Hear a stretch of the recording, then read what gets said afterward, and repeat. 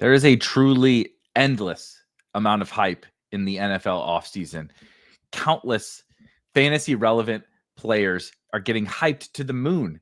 How do we decipher what hype is real and what hype isn't? That's what we're going to do today in a game of buy or sell with Pat Kerrane from Legendary Upside and myself, Erik Beinfor from Spike Week. On a new episode of Legendary Sickos, we're going to dive into all of the most hyped players and situations in this NFL offseason, training camp, and preseason and decide if we are buying or selling that hype on that individual player. Of course, make sure that if you are subscribed to Legendary Upside, which why wouldn't you be, you can come on over to Spike Week and get yourself 40% off of a Spike Week subscription. Put your Legendary Upside and your Spike Week powers together to draft some incredible best ball teams as we close 2025 best ball season.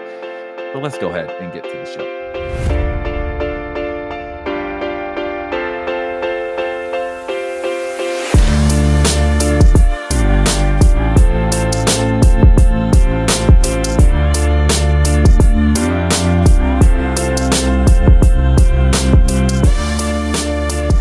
All right, Pat, we're in the thick of it. We're in the thick of it now. Preseason week 2 kicks off tonight as of this recording. And training camp is hot and heavy. We got injuries. We got somewhat suspensions and non-suspensions. And Matthew Stafford's back hurts, and then he works out, and then it doesn't go so well. And there's a lot of stuff happening. We say this every year, 100%. Every single time it's probably false, but this feels like an exceptionally crazy offseason with just, suspensions and so many different little unique things. And Matthew Stafford is like propping up an entire franchise on his back. And maybe that's been the problem why his back is currently hurting. There's a lot of stuff all over the place. And what we're going to do today is see the storylines that are coming from the preseason, from training camp that we've been hearing all summer, the drum beats, the whatever an anti-drum beat is, the negative things. What is an anti-drum beat? I don't know. I'm not a musician. You're the musician between the two of us, so you should be the one that knows. I'll come up with it. Yeah. We need it. We're good at the stupid catchphrases. The brown if there's note? anything, that cannot be it. We got to choose a different one. It works. That people will take and run with that one in very dark ways. No pun intended. But what I think it's pretty good. It's a long sustained brown. A sustained brown note. This is disgusting. The drum beat versus the brown notes of the off season. What we're gonna do is play a little game of buy or sell. So Pat and I are going to riff on some of the most notable stuff that's been particularly like players getting hype. You and I have talked. We've done full length episodes about how to handle training camp news. I think it's still relevant. Honestly, we did one last year that you can go back and listen to about how to handle specific, reports in training camp, and don't get, these beat writers are not NFL scouts. They have journalism degrees. Some of them don't have anything to do with football, right? And so their takes on who's performing well can be flawed. However, there are times where there's like a really, really steady drumbeat about certain players crushing it in camp. And sometimes that's very real to listen to, and sometimes it's not. These beat reporters are also like a little bit like, sometimes they're just like riffing, Like you get on here, like imagine if like you and I were covering a team, but we were kind of like coming on here and just like, I don't know, what do you like? We say some stuff and then we're like, yeah, maybe that was a little too hot. But then it gets clipped and like shared by all of the fantasy football world. Yep. There's some stuff like I think things can be kind of directionally accurate, but not necessarily to be taken like verbatim. Yeah. For example, Ben Standig of Last Man Standig's podcast had a note where he said he thought Brian Robinson might not make the roster because Ja'Cory Cross-Garrett was going, so nuts in camp. I went back and listened to it, and his co-host is kind of like clearly thinks he's insane, and he's sort of like, I don't know, man. Like I'm just sort of saying stuff, but he's like, look, this guy's going to be our starter, and what's the point of Brian Robinson if he's not going to be, if he's not your best early down running back, what's even the point of him? I think he's gone a little, off the rails there, and Robinson is obviously going to make the team and will probably be the starter for a while, but it's still pretty interesting that that he's willing to throw that out there as a hot take. So there's stuff like that where I think you got to parse it and kind of put it in the context of what the person's doing, what they're trying to accomplish when they say stuff like that.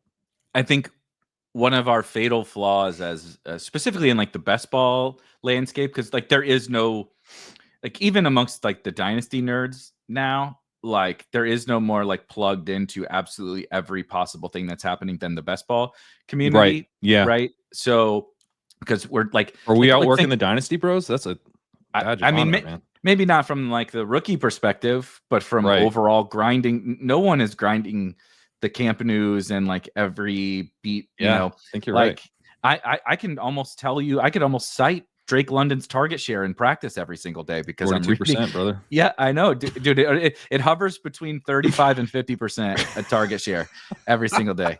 I talked about that. Drake London might come up today as well on this show, but it's so funny. That bit it's gold. That Falcons guy, like, he's ready to put Drake London in the Hall of Fame, but he charts every single target from Michael Penix, and a lot of them go to Drake London. Spoiler alert in practice, but he always makes sure to put the percentage target share that Drake London had in practice that day, and it just cracks me up that that's where we are now. Like 2 years ago, that was that would have been unheard of. I know. And now it's just like every practice, I know how many targets every single player is getting.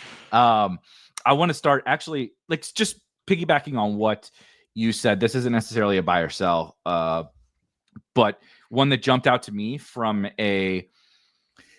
was this just right? Like, we don't always use the exact words on the spot, right? Like if someone took me verbatim, everything I've said all summer on a live stream, like the exact words I've chosen are not going to be perfect all the time. Quite frankly, they're not going to be perfect most of the time because you're just, like you said, riffing off the top of your head.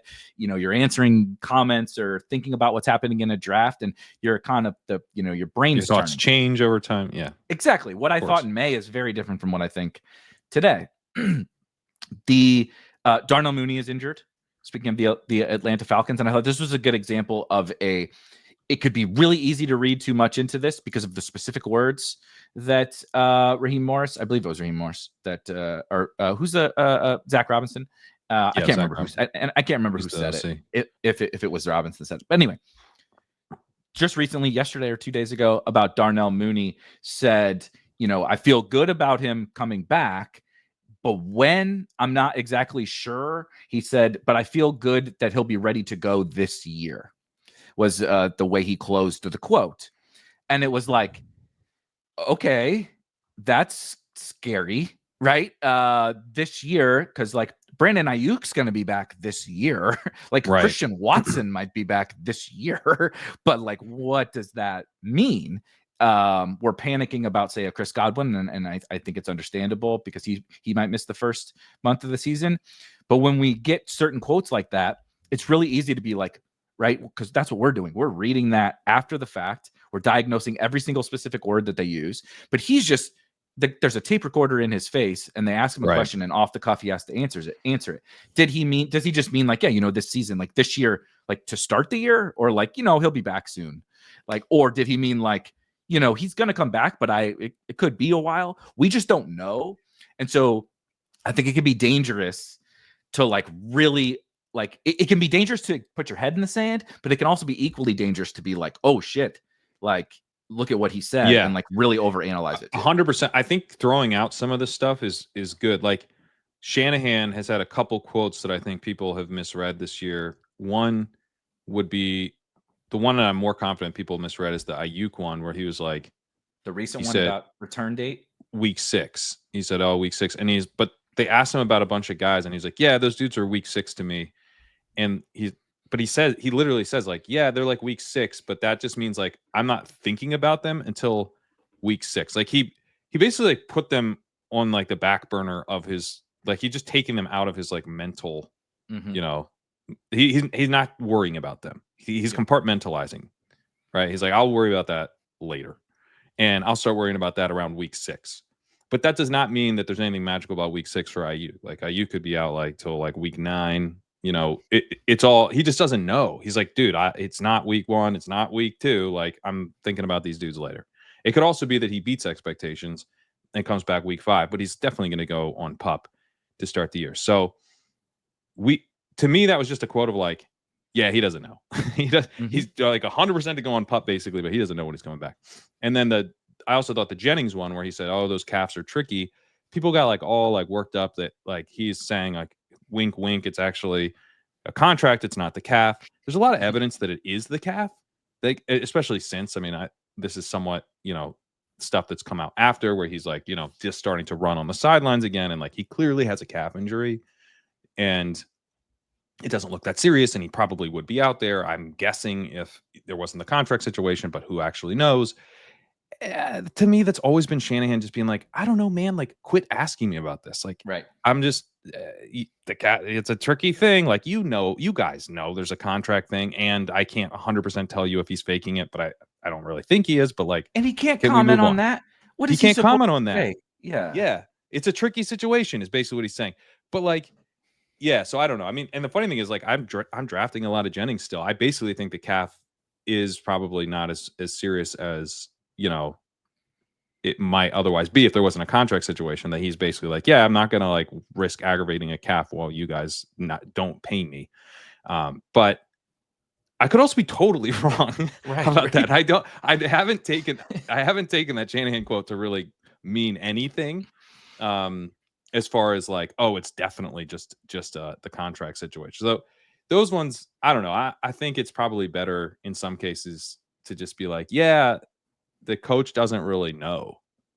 Like, he doesn't know when, and I would say that's the true of the Stafford stuff as well. I don't think McVay really knows what the deal is with his back. I don't think Stafford really knows. Like Schrager had a quote today, I think, where he was saying they're being ultra conservative with him, and that Stafford would probably want to be out there, but they don't want to risk him re-aggravating stuff.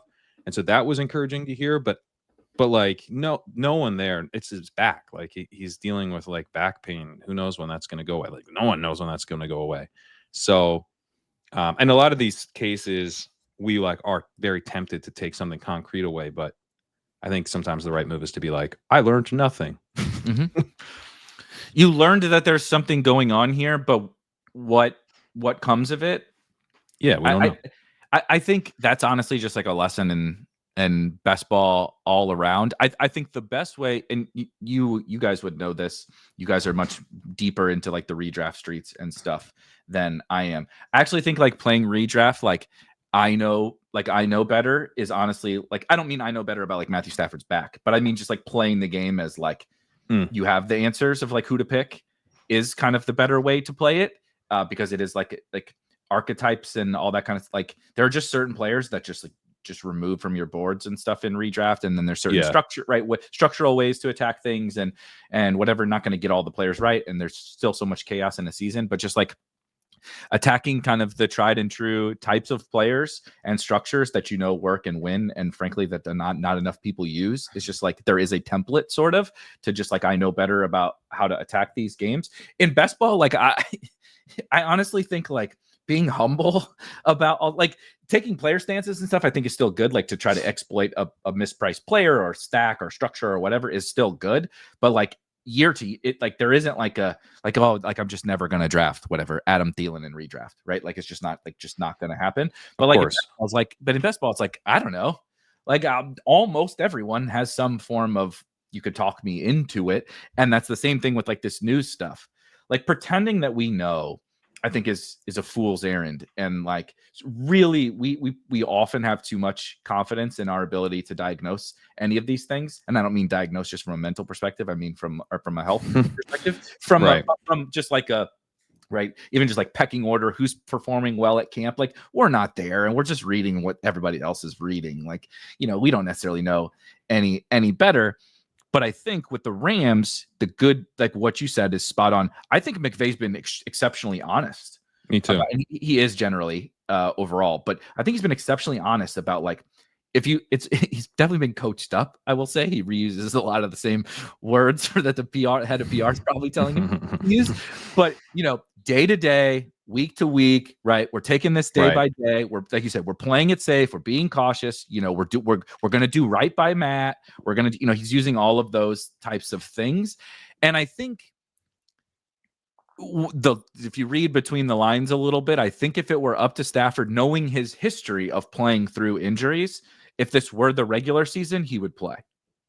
I think that they're like, well, there is no sense, especially at this stage in his career, in risking this at all. Like, this may be the last rodeo for all parties here. Totally.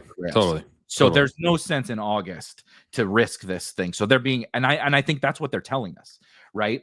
And I think we're panicking, somewhat rightfully so, but I think that they're telling us that we just got to handle this thing with kid gloves, because why the hell risk it on August 15th with this dude? We need him for dude December. Who completely knows the offense. Like, there's no him and McVay have a fucking mind meld. Like, he knows how to play with him. Puka. And Puka have a mind meld. Yeah. So like, him and Devontae got to get on the same page, but I think Devontae Adams is quite accomplished at getting on the same page with absolutely anyone. Everyone but Jimmy G.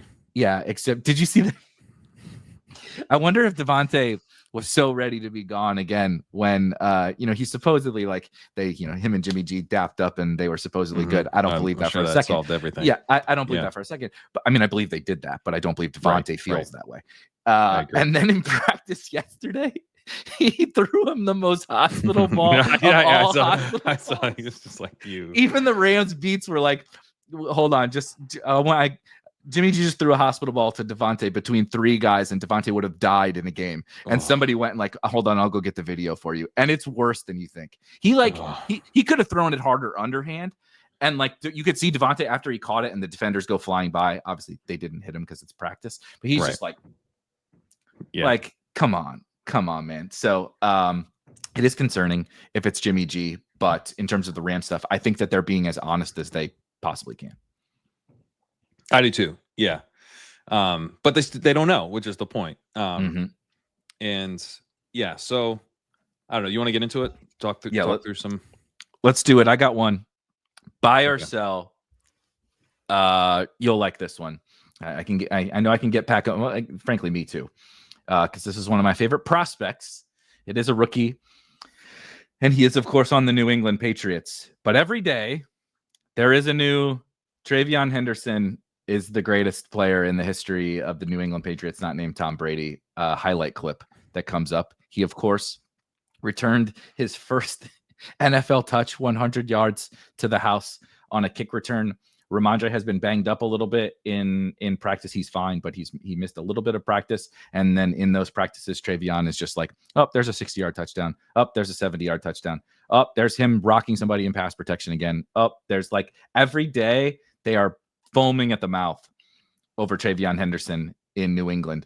Is the hype real? Is he as good as it appears? Or do we need to temper our expectations? Are you buying or selling the TreVeyon stuff?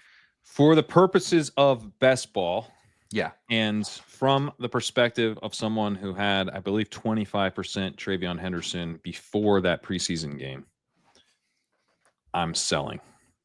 Oh, no. I think the move was, if you're going to make talent-based bets, don't wait until preseason hype, because you're always going to pay for that. The hype around a guy, and there's another one I'll buy later that's talent hype, but this is a high pedigree player that which should have been on all of our radars. Is a very talented guy, and in an awesome situation for that talent to shine through very quickly. And so, yeah, I think I'm still drafting him a little bit. Like I got him in like the middle of the 5th round the other day in a slow draft. I was like, whoa, this is supposed to be over. And I will take him, in the early 5th a little bit, but I've cooled off a lot. And honestly, I'm taking more Ramondre, because Ramondre got all the early down work in the preseason game, and Henderson looks to be in a receiving role, which I think it's funny, because when he was going at the 5-6 turn, I was making the argument that him being in a receiving role is bullish, because that's really hard for a rookie to get out of the gate, and to be like a trusted pass blocker immediately is awesome. And eventually he's taken that job. He's taking the Ramondre role.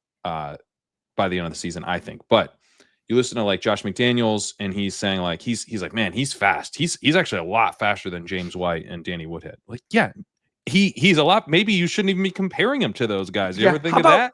Don't say Shane Vereen in the same fucking sentence, please. Yeah, Shane Vereen, he's a lot faster than Shane. Like, yeah, he is. Maybe hand him the ball too. So I think we're in for a super, super frustrating start to the season. I think he's going to be in the third down role. I think he's going to be the pass catcher role. I think they're going to have him pigeonholed into that, and we're going to be pulling our hair out because we've now kind of convinced ourselves that he's going to be an immediate superstar. When he was going at the 5-6 turn, it was much more of like, yeah, this guy's more of the dude who comes on down the stretch and is a league winner for me there, and is going to be producing, throughout the season, but he's not going to be a consistent starter for me. I think now he's being priced much more like a consistent starter. And I just think that the early part of the season is going to be a little frustrating for people who got in at these prices. I don't think it's bad. He probably should have been going here all along, because I think that's the type of profile that's probably where this should be priced, because he's got that much upside at the end of the year.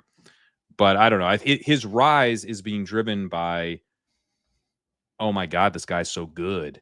But there was all that we had everything we needed to know that.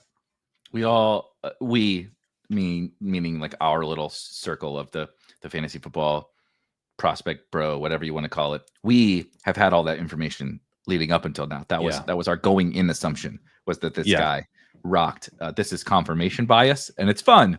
It's enjoyable. It's a lot of fun. It's very fun to be in on the guy who just keeps scoring 70-yard touchdowns. Like, trust me, it's a lot more fun to be in on that guy than to be in on the guy who's, his teammate, for example, Quinshon Judkins, who still, maybe brighter days are ahead, but it has not been so fun if you were a Judkins over Henderson. And Judkins may end up being better, right? But I'm just saying that from the enjoyability, a life and in like the main event and stuff, I'm down. Like, most of the main events haven't been drafted yet. He's going to be. Where does he go? And we took him at the end of the 4th in a main event. Okay. Yeah.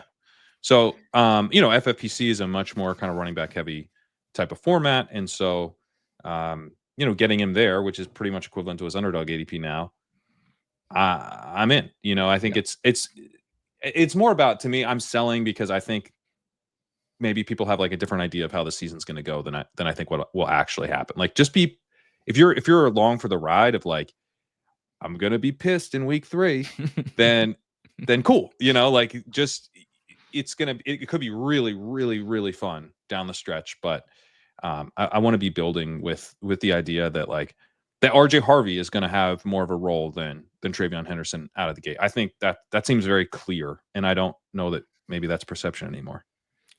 So interestingly, I'm taking the opposite side of this TreVeyon thing, but it's actually specifically because of everything that you just said. I think I could just like rewind the tape and be like, Pat actually also kind of made the buying case. Your selling case is also very valid and true. And if someone is coming in and saying, oh yeah, I'm getting the new Christian McCaffrey or whatever, in the 4th round, I do think you're going to be sadly mistaken. You're going to be very disappointed to start the season. However, what I feel even strong, nothing has really changed, because you and I have talked about this already. Like, we talked about TreVeyon as the like just such an outstanding bet to make in fantasy, because he's going to have this, right, like you said, this role. What's so difficult for a rookie, ask Caleb Johnson and Caleb Johnson owners right now, is to step in as a rookie and master the nuances of like the passing game stuff. It's like, that's the hardest thing. Dude, veterans can't do it. Joe Mixon has never done it, right? I know he's just top of mind because, is he going to play football this year? Who knows? But like Joe Mixon, right? Every stop of his career, it's like, well, there's a P Ryan because that guy comes in and does the passing game stuff. Dario Gumbawale, right? Coming in, Joe Mixon, you see him running. It's 3rd and 8. Joe, come hit the sideline, right? So when the 21-year-old rookie or whatever he is, 22-year-old rookie comes in and is already a fucking Stonewall pass blocker, is like getting all So the coaches bullish. on board with him. And then, you know, is obviously clearly dynamic out of the backfield as a receiver, is like, okay, we checked the hardest box that is right. He took running NFL running back 301 first, and now he's gonna go double back for 101, right? 101 is gonna feel really easy after you take the 301 class and you get a fucking A in it. So he's got that A. He's going to go back, and I think, you know, so we have to wait for him to go back to class, right, and finish up that other class, which is dusting off the corpse of Ramondre Stevenson over the course of the year. But that's just like nothing but bullish to me. And I can build a room, like, you know, we're not talking about Eliminator and all that kind of stuff. We're talking about like Best Ball Mania. I can build a room that I can survive, dude. At this new price, that's fine. I can survive, because the most difficult thing to have is a clear path to that insane league winner as a rookie without an injury in a backfield where people are projecting someone else to play. And like Bucky, right? Bucky had it because like Ramondre is very Rashad Whitey to me. And frankly, TreVeyon is better. Well, I mean, I'm not saying he's going to be better in the NFL, because Bucky's really awesome in the NFL. But in terms of coming into the NFL, my perception of TreVeyon Henderson was much higher than Bucky. And definitely. I think everybody should be. But like, so you're just like, there's nothing in the way other than like he needs to get reps, right? Like he needs to go to class and do his assignments. And like eventually it's just like the semester ends and he gets the grade, and like just sign me up for that. And so like I feel more confident about all of that now. I loved him all along. I loved, like you said, the profile, the receiving, all this different stuff, but just this, like the gates being open now and him just having to walk through them feels more clear to me now. And I'm willing to pay more of a tax on that. And just cycle through some different, right? So instead of what we were taking, like you said, we were taking him at the 5-6 turn. So instead of Mike Evans or T-Mac or Worthy or whoever on that team now, I'm frankly, Zay Flowers falls there now. Like I can like swap, right? I'm just like taking Zay Flowers with TreVeyon instead of, like, that's like a gold mine to me. Like I'll take Zay Flowers. I might like Zay Flowers better than the guys, you know, right? So like obviously I'm just cherry picking that one guy, but it could be Travis Hunter. It could be love the whoever. 5th round receivers now. They're very nice.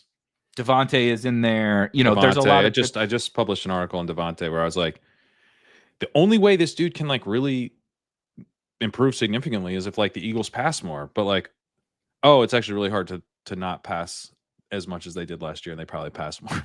Like, or at least there's a good chance they pass more. And like, also he's really good, has good quarterback play. So it was like, yeah. Smith, I was like, I'm at 8% Smith, but in the article, I was like, I'd like to kind of get up to like 12.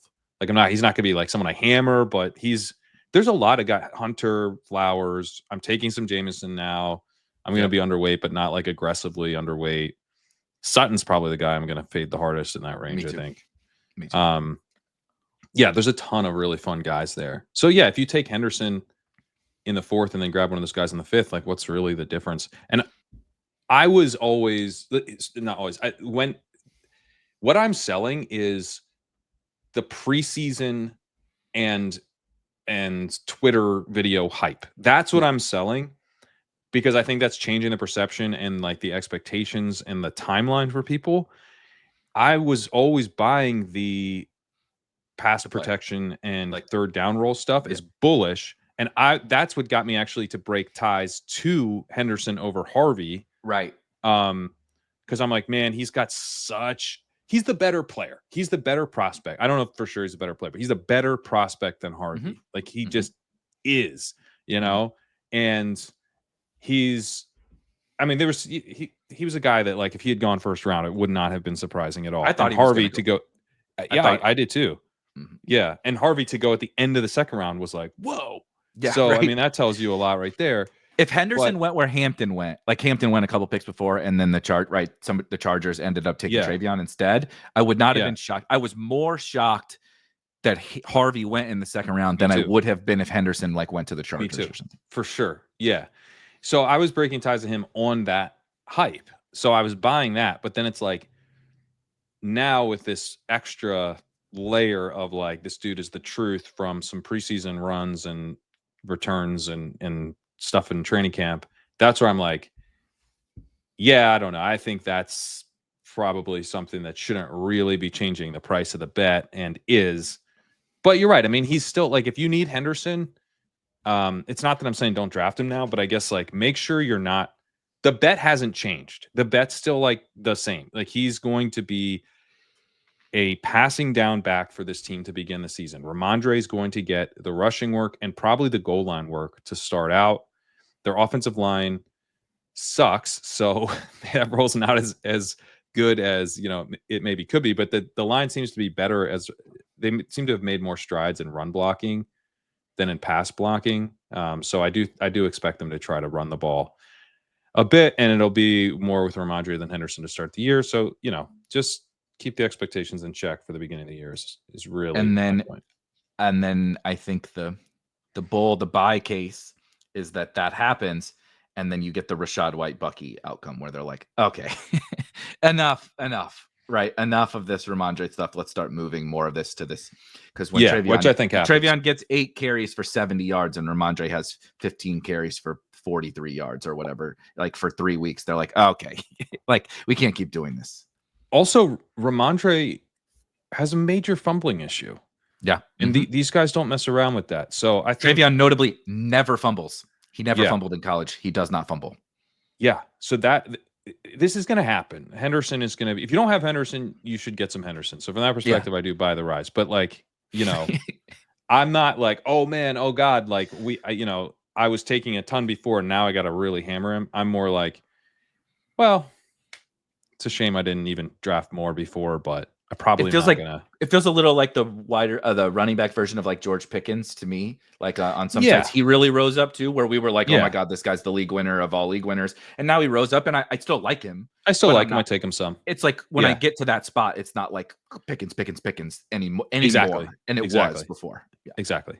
Yeah, that's exactly. All right, I got another guy that's very similar to the like very, very similar to this. Though it's possible some of the bet has changed, but it is a first-round pick rookie who is getting like you want to talk about hype. The way that anyone remotely related to the Tampa Bay Buccaneers organization talks about Emeka Egbuka. I'm not sure. He might be like baptizing their children.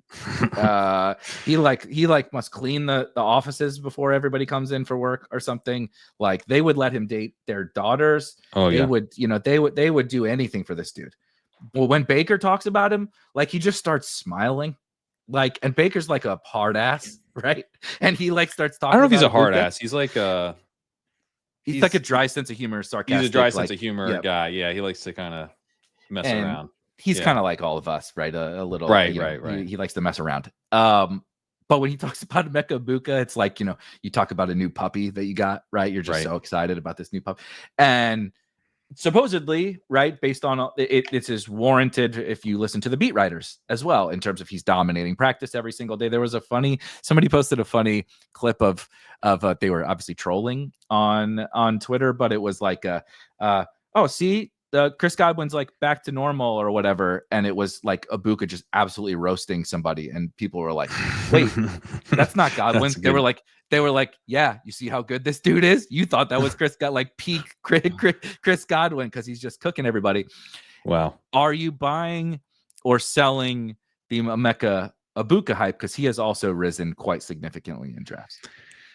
Well, this is another one where I was buying, and now he's like, I believe in the 3-4 turn last time I checked. Is that right? Soon to be the 1-2 turn, I think. I think he's flipped Evans.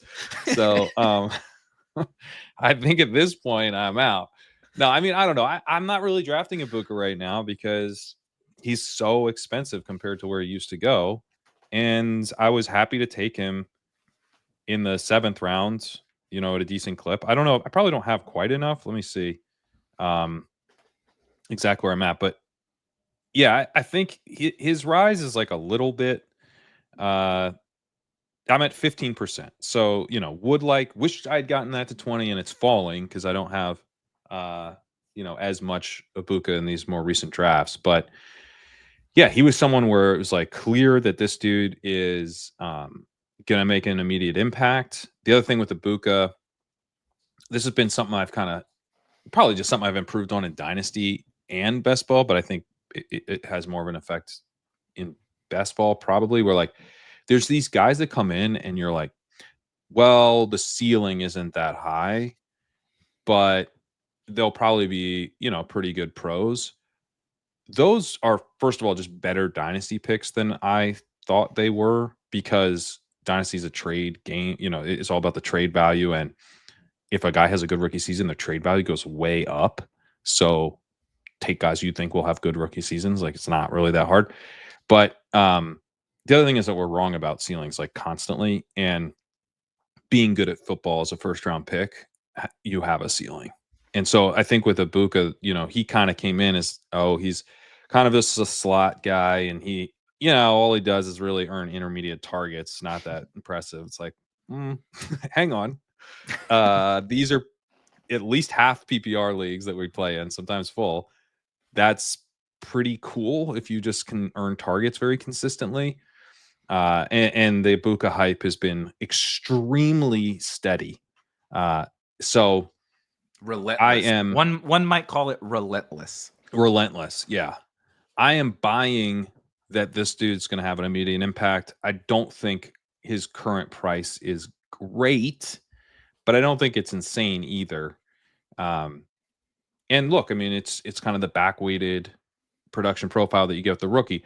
The part that I would sell on Egbuka is that I think some of the current hype is actually because of the early part of the season where Chris Godwin's going to miss time and he's going to go on PUP. And so it's like, I get Egbuka out of the gate, and then I'm going to get, him also breaking out down the stretch, which is totally possible. But that early part profile, I don't want to have to pay, the 60th pick It's in the unfortunate, draft. actually. I wish Godwin were like I think we would have got a better price, but the bet would be the same if Godwin were just like at least like half-ass practicing. Totally, yeah. So it's like I'm paying 20 picks more now because of week 2, right? Like, that's actually not so great. So, yeah.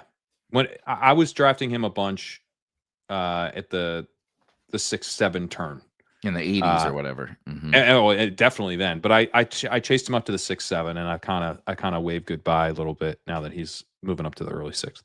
Yep, early 6th. I'm definitely like buying. It's a very similar thing to TreVeyon to me. I think what makes it easier to buy is that maybe easier is not the right word, but that whole range of wide receiver is like you would think they all played for the 49ers or something. They're just all are fucking cursed.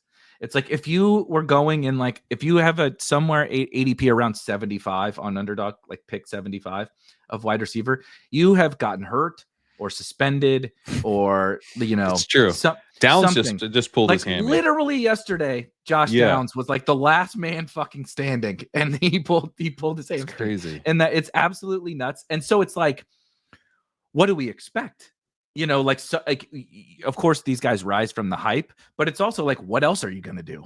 Like, take Chris Olave on every team? Like, Jacoby Myers? That's kind of yeah, I know. Olave, Jennings, Diggs. I take a lot of those guys now. Matthew Golden is kind of hanging out, there, but the Jaden Reed stuff has moved up Matthew Golden's price. It's that sort of tier. I thought that was, and it was last year as well. If you recall, that was Ladd, JSN, J-Mo, etc. in that pocket of the draft. And they never got this expensive though. No, they never rose. So that was like the league winning pocket. Why it was really hard for me to take I don't necessarily think the Isaiah Pacheco's and the Tony Pollards and the Aaron Joneses and whoever are like bad picks in that range, but it was like impossible for me to take those guys in that window when we had Egbuka. Right. And both, and a healthy Jaden Reed and Matthew Golden and Josh Downs and et cetera, et cetera. Ricky Pearsall went there and Juwan Jennings went there and stuff. And it's like, there's remnants of that tier now, but the majority of them have risen up, and the ones who haven't risen up are injured. So it's like, it's a little weird type situation going on there. It is helping me get more of like the Chris Olaves and stuff, which is kind of nice, but I'm very in on Egbuka. Really stupid, very stupid, but we all have little things. We was it last week we talked about things that like end up like really silly things that own real estate in your brain. One that they talk about with Egbuka very frequently is if you watch a lot of receivers they'll jump to catch the ball. It's like a human instinct to like jump and catch it. Like even on like comeback routes, like of course if you're like running down the sideline and like jumping in a contested catch for sure, but like you don't, it slows you down, and of course like you can get destroyed, right? If you're like going over the middle and you leave, even if it's just like a little skip or something, people will like kind of skip to get up in the air and catch it, and it's really hard to train yourself to do it, but it's also like a really powerful skill to just keep running. Don't leave your feet, right? Catch the ball. And they talk about Egbuka's like the master. Like he's better than Mike Evans at this. Like, and Mike Evans is like a Hall of Fame wide receiver who's, in his 30s. He's on his swan song. And they're like, this dude, like, he's like all the little technical details. He's so good at. And there's just so many parallels to the exact asset that you talked about, where they come in and you're like, this guy's boring. Like, I literally said this about Chris Olave. Like, speaking of Chris Olave, Zay Flowers. Obviously Justin Jefferson is like the shining example people love to use. But even if we ignore that, there's a lot of really, we don't have to go. Yeah. We don't have to dig that deep and go that crazy. There's just a lot of like kind of similar comps, and I think he's in that bucket. And so I'm pretty excited for him. I'm hoping they shut the fuck up at some point so we can. I know, man. So he's not going in like the 40s. I hope Godwin is, because I actually am taking some Godwin. I've been taking some Godwin, to be honest, but I like to take Egbuka with Godwin. Yeah, I've done that. Kind of fun. Yeah, but if Godwin's, because a beat writer recently was like, "Oh yeah, he's definitely going on pup," but that stuff, I'm like, you don't know, So he would be shocked or whatever. Well, that guy might get shocked. Like that was one of those things, right? Yeah. I don't. Not to say that like I would bet that Godwin goes on pup too, but I just think that may have been overstated. Yeah. And if stuff kind of circles back, like, oh no, he's still live to miss a game, then maybe I don't know, it feels like kind of cat's out of the bag a little bit on Egbuka, so though. He's not going to drop.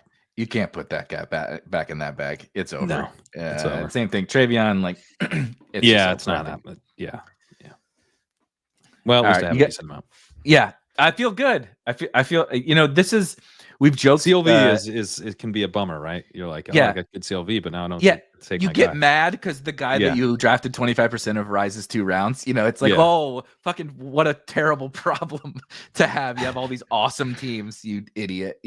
But it's also like you pay the tax sometimes. Like we've talked about that. Right. Yeah. Like, look, it doesn't always go perfect, but when you invent like that wide receiver range, I was like, I'm just going to hammer that wide receiver range. And it's like, sometimes you get Egbuka and Pearsall, and sometimes you get Jaden Reed and, whatever. And it's like that you play for that. Like sometimes you have to sacrifice teams to get these awesome teams. And these kind of guys are the perfect examples of why. You look back and you're like, wait, pick 65 TreVeyon Henderson. That feels good now. Yeah. Yeah, totally. You got any off the top of your head? Let's do a Ja'Cory Krosky-Merritt, because that's probably one of the biggest hype trains of summer. Buying or selling Ja'Cory Krosky-Merritt. And let me just I did the Ben Stanig thing where he said that he would be making the roster instead of Brian Robinson. But there's been a bunch of stuff out of camp where people are saying this dude, and like a variety of beats are saying this, he's going to be the starter by the end of the season. So big time kind of talent based hype train, which, as I've talked about before, I can be skeptical of. This is the one I've bought the first 2, but those were far easier. A first round pick and a quasi first round pick, both prospects that we loved. This is the one that I have to sell. It's not that I don't. Like, how do I caveat this? And this will be the case for most of this. It's not that I don't believe he's having a good camp. It's not that I don't believe he's going to make the team. It's not that I don't believe that they don't like him. This is a 7th round pick who did not play football last year. Caught 7 passes the last time we saw him play in college football at New Mexico.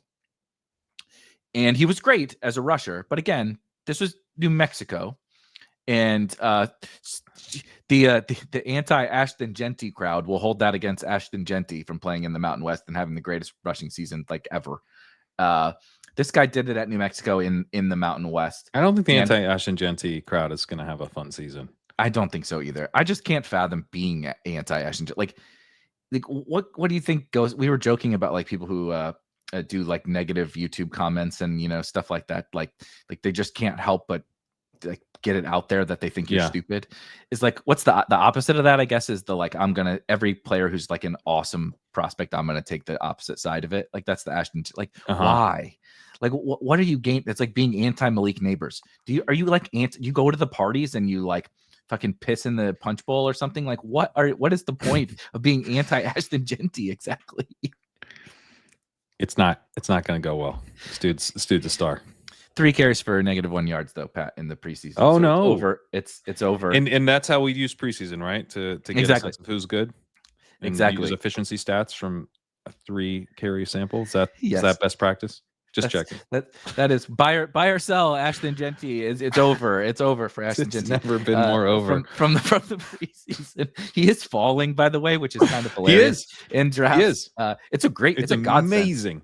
It's a godsend because I wasn't really getting that much of him. This is the Jamar Chase drops. This is so dumb. It's so stupid. Speaking, we don't got to do the Ashton Genty thing. Sorry, Ja'Cory Krosky-Merritt. But Ashton Genty came up in the conversation. He's a little more important than you are. Like everything that's happened over the summer has been extremely bullish for Ashton Genty. They talked about using him in the pass game, which of course Boise didn't really do last year. 2 years ago, Boise last year, but they did before. He's really good in the passing game. Genty has this cool profile where like in 2023, he was like this one style of back where he's like getting all the pass game work and he was like insane. And then last year, he was like TreVeyon. 2023 was like more like TreVeyon. And then they were like, now do Saquon. And he like smashed his Saquon, the Eagles Saquon. He basically was like, they were like, do Giants Saquon, from his rookie season. And he just cooked. And they're like, now do Eagles Saquon. And then he also was like the best back in the nation. So I'm like, anyone kind of pointing to last year as like a red flag for his receiving, like just go back a year because he did it.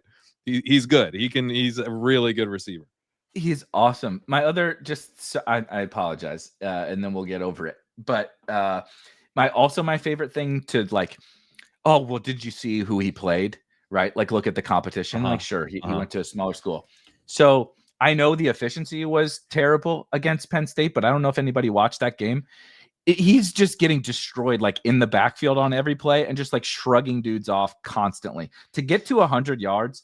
And they were like competitive for chunks of that game, like all on his shoulders. They were so outmanned. It was absolutely insane how outmanned they were. And I was honestly impressed at 3.5 yards per carry from him in that game. And then scroll back to, I don't know if anybody remember, they had Oregon, who was #1 in the country for the overwhelming majority of the season, of course, lost to Ohio State in the college football playoff. Oregon is a Big Ten school now. This is Dylan Gabriel and Jordan James and co at Tez Johnson, Terrence Ferguson. That's all their NFL players, just from the skill groups. That's not the rest of the team. Yeah. They went to Oregon, lost 37-34. Here's Ashton Genty's stat line: 25 carries for 192 yards and 3 touchdowns against the #1 team in the country from the Big Ten. So you can miss me with he only did it because he was in the Mountain West. He went to the Big Ten, brother, and did it like with a bunch of fucking losers that are going to sell insurance after they're done playing football against a bunch of NFL players. So yeah, I think Ashton Genty is going to be just fine. However, Ja'Cory Krosky-Merritt, the point. I think we're all buying Genty. I just have a really hard time with this because you want to talk about like we don't know. There's a gap year in this guy's profile, and right. It's so hard for me to say without evidence from Arizona last year. Like I see the New Mexico year was solid on the ground, just like everybody else does, but the opposite of like what we talked about with TreVeyon is that he's an early down runner. I feel very confident that that's what it is. That's right, and that's the problem that I have is if you like, and they've sort of made that known as well. Obviously, Austin Eckler is the passing down back. Brian Robinson, up until this point, has kind of been the early down hammer. And oh my God, what's the backup? Like sort of Eckler's backup, Chris Rodriguez and McNichols. McNichols is sort of like Eckler's backup right now, and it seems like Rodriguez is the odd man out, or Brian, if you believe this Brian Robinson stuff.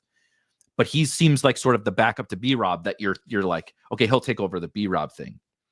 But like the upside case being just like a touchdown dependent, doesn't catch the ball guy is like, that's hard for me to like fully buy into that. Like he could be very good, but that ceiling case, like the TreVeyon thing is like, we're taking the dude at the 103 next year. Right. And so the Ja'Cory Krosky-Merritt thing could be very good, but we're like, what's like, I'm struggling to envision the ceiling scenario given where he's at and given the fact that there's zero pass catching upside in his profile. So like, what are we really chasing other than just like, it's fun because we don't like B-Rob? I don't know. I'm sort of selling, though. This isn't like me flag planting B-Rob or whatever, but I'm sort of selling it because of the holes in the profile. I'm in on Ja'Cory Krosky-Merritt. And these may be the last days of me being in, because I'm like, it's getting to the point where if you really want him, you got to take him in the 13th round. And yeah, the rise is crazy. And when I say crazy, I don't mean like, how could we do this? I think it's probably right that we did this, but it is a huge rise, going completely undrafted in May, to now being like a 13th round pick pretty regularly. His ADP I think still he's probably 170, but if he does anything in the preseason, he's going to get to like the 120s or something. But I agree. And at that point, I think I'll sell that. But it's what I like about him is that he can straight up take a job without an injury. It's true. That's what I like. That's what I like about him. And it's on an offense that's awesome. This is an offense that could have really efficient downhill running game. Maybe they're being held back by Brian Robinson, who's not a prospect that we were excited about at all, like kind of a plotter type of profile coming in. He has been kind of a plotter, but a very reliable guy, and someone that can kind of churn out yards for them. But in Ja'Cory Krosky-Merritt, we have someone that could add like some real juice, and that's everything we're hearing out of training camp is he's doing exactly that. The lost year that the NCAA robbed him of because someone else wore the same jersey number, and they said your jersey's played too many times, which is just I know everyone knows this by now, but I can't get over that. It's so stupid. That is peak NCAA, by the way. That if you want to hear a story of how absolutely absurd the NCAA is, that's near the top of the list, if not at the top. Yeah. So that season, though, I think it has to widen the range of outcomes on who Ja'Cory Krosky-Merritt might be. Like, he never got his final year. If anyone comes in as a 7th round pick and is just, wow, this dude is so much better than we would have expected. It's a guy who didn't get to play his senior season. We didn't get that data point. Mike Renner loved him as a prospect and talked him up at the Shrine Bowl, like really tore it up there. So this is that ultimate black box type of player that we just really don't know how good he is. And then we're getting from like a lot of sources, this dude's really good. This guy should be our starting running back week 1. Now, I don't think he will be. I think that was kind of more of a guy. Like, I think what Ben Standig was doing was saying, like, he was flag planting that he thinks Ja'Cory Krosky-Merritt's already a better option than Brian Robinson. Right. Will the team do that? No, the team won't do that. But it's cool that he thinks that, and I think it lends credence to the idea maybe he takes this job over the course of the season. And when you look at some other guys, like, a Braylon Allen, he could really have a strong role over the course of the season. He could like kind of take a job over the course of the season. Is he going to like fully take the early down role though from Breece Hall? I'm like so skeptical that he can just like straight up do it. That he really is like the starter. It's not impossible, but there's, and you kind of go through like Trey Benson. Is Trey Benson without an injury just going to like take James Conner's role? He probably forces a split more. I think Ja'Cory Krosky-Merritt, because of like how much wider the bands are here, like he actually does have the ability to just like take this role. At least it's easier, that's what I like to think now that he's 14th and 15th. If he goes up into the 12th and I have to pay for that to happen, then maybe not as appealing. But my line, I've kind of had different lines for him.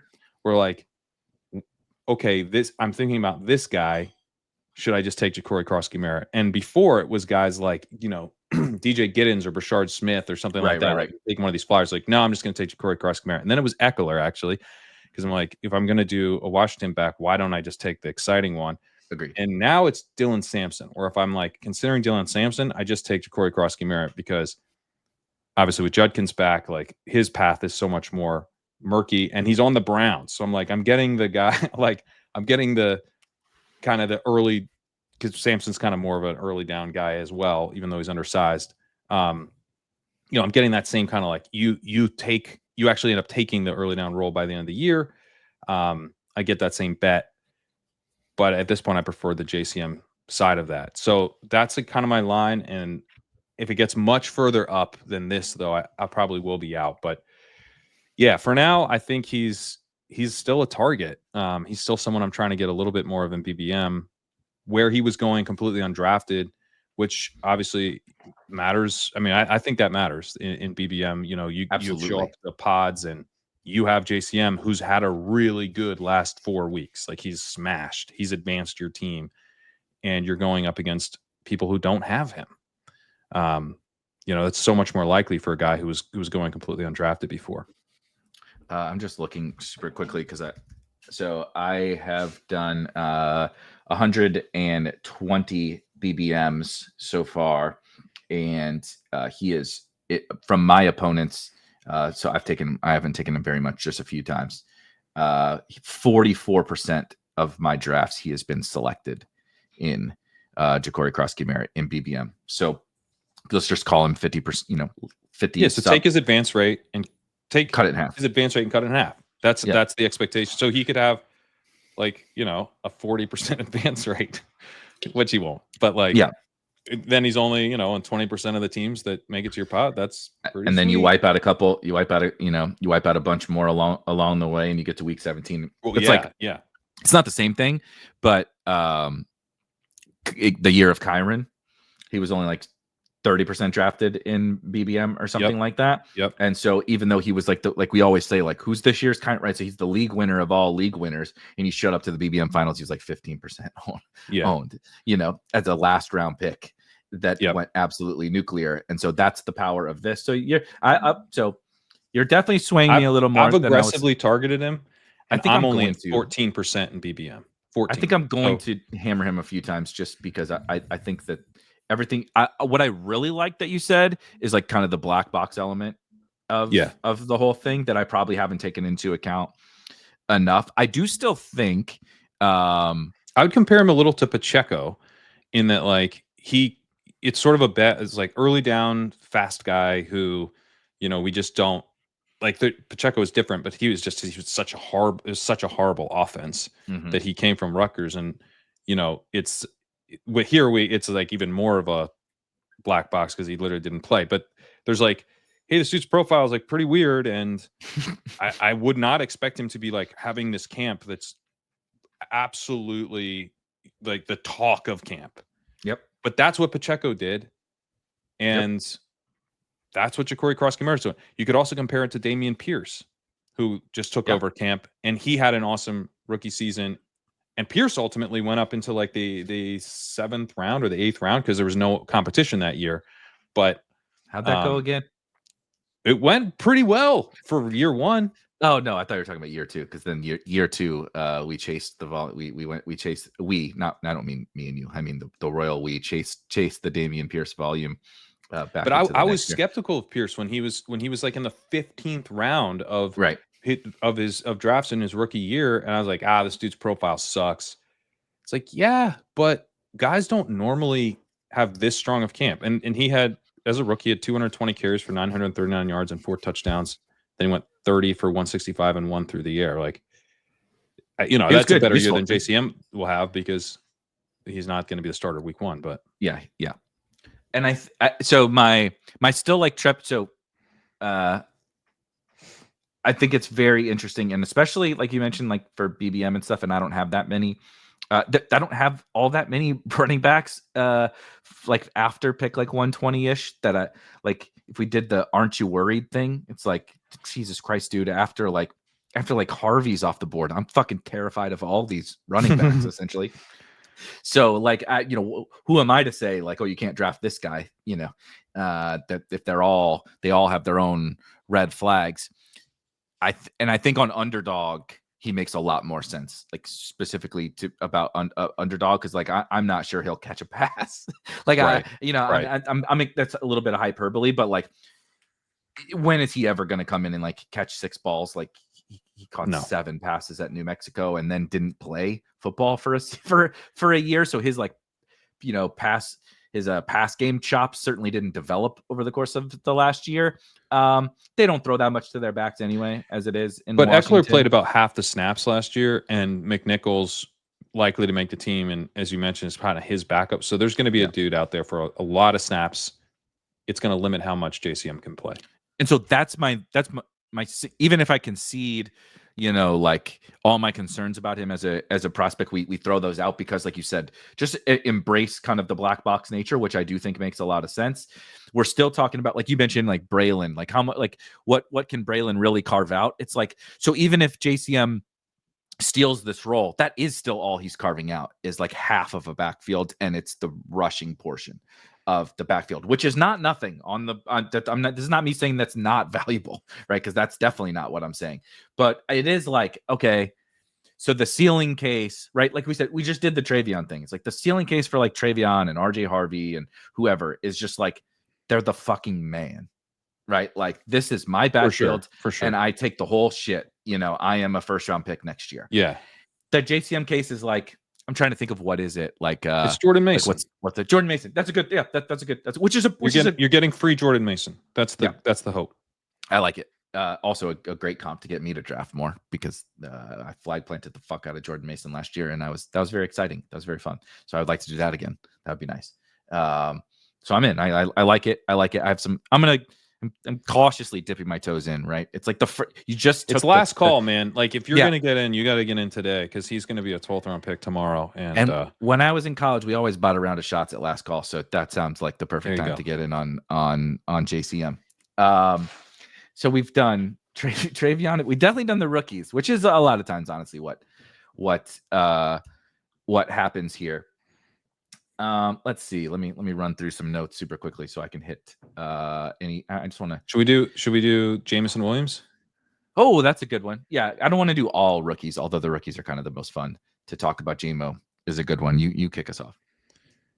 I mean, he's just relentless, dude. I mean, talk about like the most relentless drumbeat of the offseason, and a new offensive coordinator, which I think in Jameson Williams' case is pretty bullish for a couple reasons. One, they could throw a little bit more. Maybe Ben Johnson is super, super committed to the run. And is it John? Yeah, it's Johnny Morton. Maybe he's gonna run the ball plenty, but maybe it's a little bit more normal. Maybe we get 50 extra dropbacks from the Lions compared to last year. Nothing crazy, but they're not like they were at 601 last year, which is fairly low.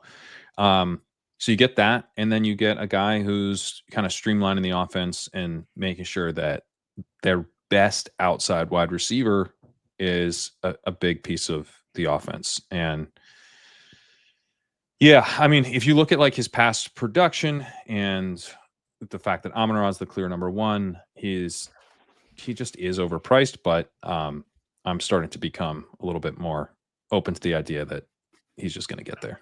He seems like the perfect you need to do buy or sell based on the format that you are playing. And in best ball, sign me up for this type of a player, because even if in terms of buy or sell, like Jameson Williams hype as like role growth and all this different kind of stuff, you can be wrong. You should have sold and you bought, and he still hits in ways for best ball that like it doesn't fucking matter. You know what I mean? Like, what are you sacrificing? DJ Moore, right? Like yes, you're definitely sacrificing Pickens. He's in a good wide receiver tier, but like he is also a reason why that wide receiver tier is tricky, because he is the best outside wide receiver on one of the best offenses in the NFL, who had, speaking of bizarre, right? If JCM's college career was bizarre, the start to Jameson Williams' pro career was about as bizarre as one can get, with gambling and ACL tears. And he has the, emotional intelligence of a 6-year-old. And like, it wasn't great, right? But they never denied his talent. That you never heard the Lions say anything like he's got to get better at the XYZ. It was always kind of like the emotional and mental side. The program. Yes, he's got to figure out how to be a professional. Yeah, was the Jameson Williams stuff, which is also concerning for sure. Like, the dude is betting on sports in the building. Like, he needed to get some shit together. But the talent was always undeniable. You guys do the NFL draft show for Ship Chasing. I specifically remember the year JMO got drafted by the Lions. We speaking of last call, we partake in a few cocktails often on opening night of the NFL draft. We definitely did back in those days. Not so much. I can't hang quite to that level anymore like we used to. I think that year was the year we signed off, and I hope Gretch is okay with me telling this, but Gretch had several cocktails as well, and we all just hopped on a different StreamYard or whatever, not live like streaming, but just to shoot the shit about the first round of the NFL draft. And me, Daigle, Gretch, like Jacob, whatever, and Gretch just kept going, 5-4, go live on YouTube. Let's go live. And I'm like, Ben, it's 1 a.m. and we've had way too much to drink. You don't want this out there on the internet, I promise you. But we had a lot of fun, and part of the fun was Jameson Williams, and I loved him as a prospect.